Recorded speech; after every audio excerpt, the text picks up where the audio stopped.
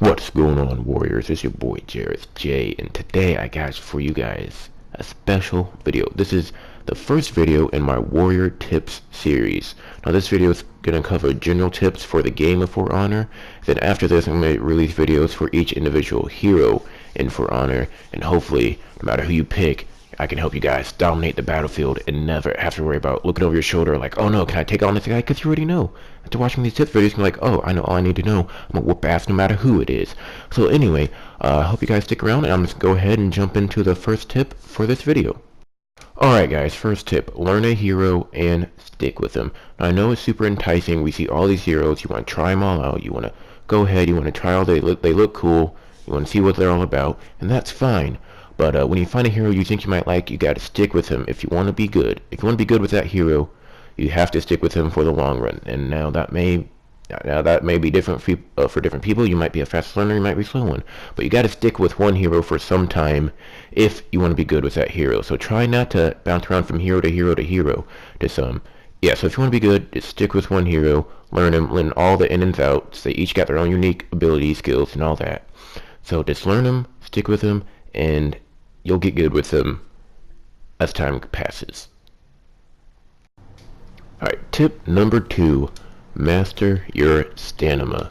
Now, this game, despite what it looks like, it's not exactly a hack and slash game. Don't go in there just pushing all the buttons, just trying to get swing off, trying to kill him. Because as you can see here, you have a stamina bar. When that goes down, your movements become really slow, becomes harder to block, and overall it's just not a good situation to be in, whether it be a one-on-one or if you're in a 2v2 or anything.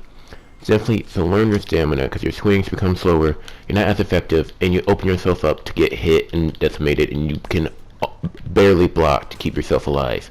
Also, you can't really run away. When your stamina is low, not only is your blocking and attacking speed super hindered, you also cannot run away.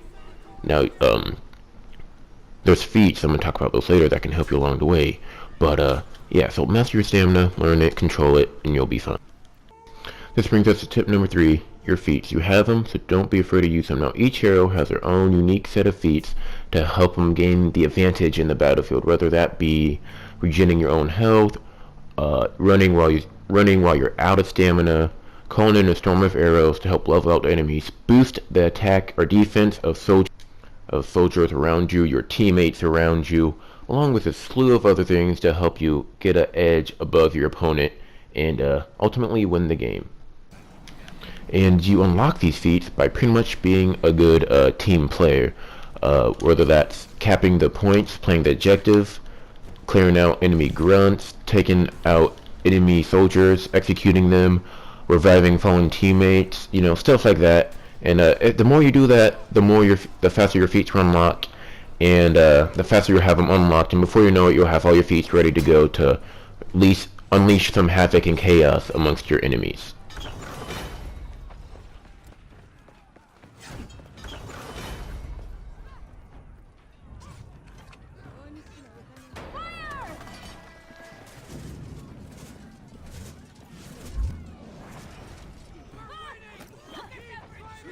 Alright, and here's another tip that's kind of weaved in together with defeats and kind of the whole turning the tide of battle theme altogether, and that is your revenge mode.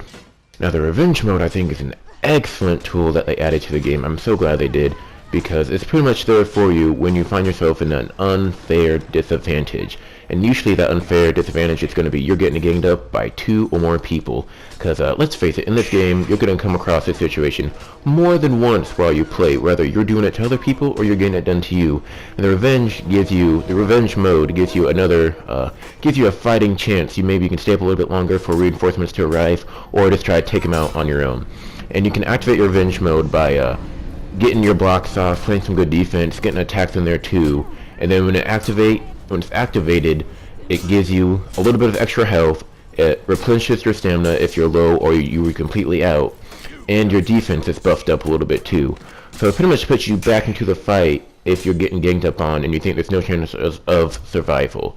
So keep that in mind. If you find yourself getting ganged up on, don't give up hope. You can try to hold on there, get your revenge mode going, wait for reinforcements, run away, or just try to take them on your own and feel like a badass when you slaughter them and laugh at their dead corpses. And that brings us to tip number 5, fight alongside your soldiers.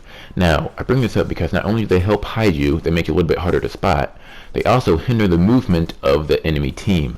So if you happen to be in a crowd of your own soldiers and you got a guy moving into you hot and heavy, he's on a rampage, ready to kill, when he reaches your soldiers, he might find himself a little bit restricted in movement. And this opens you up to use a feat if you need to, maybe run away, revive a fallen comrade, or get some free hits in before he finally hacks through your soldiers and clears up a path to reach you.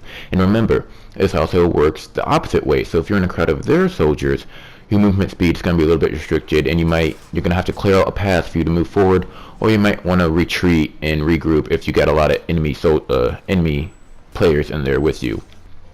Alright, and our last tip. If you're down, you are not out. So if you find yourself dead on the battlefield, you enter a tactical view, and you can use this to your advantage. If you're playing with your friends, you can tell them, hey, you got some guys moving into you over there, be careful, or lead him on a safe path to you, so you can then be revived and get back to the battle.